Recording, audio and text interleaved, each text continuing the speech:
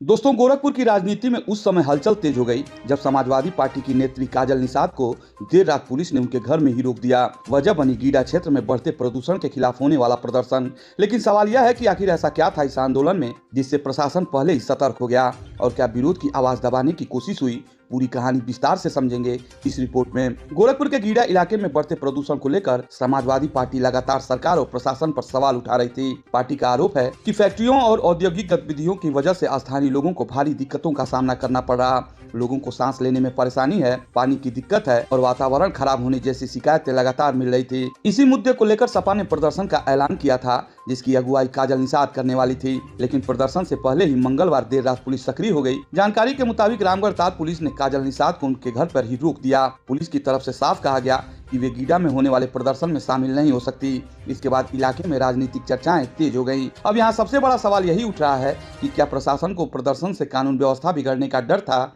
या विरोध की आवाज को पहले ही रोकने की तैयारी कर ली गई थी?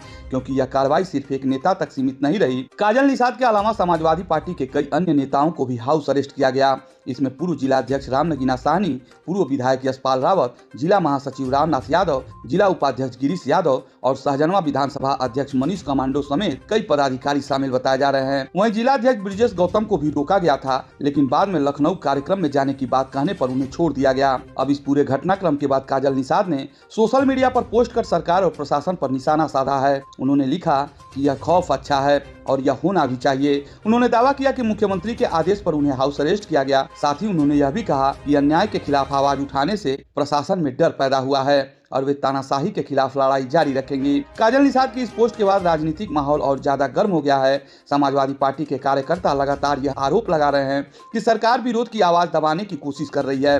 उनका कहना है कि अगर जनता की समस्याओं को लेकर कोई आंदोलन होता है तो प्रशासन उसे रोकने में लग जाता है। वहीं प्रशासन की तरफ से अलग तर्क दिया जा रहा है। अधिकारियों का कहना है कि गीडा में प्रस्तावित प्रदर्शन की वजह से कानून व्यवस्था की स्थिति बिगड़ सकती थी। इसी आशंका को देखते हुए एहतियातन कार्रवाई की गई है।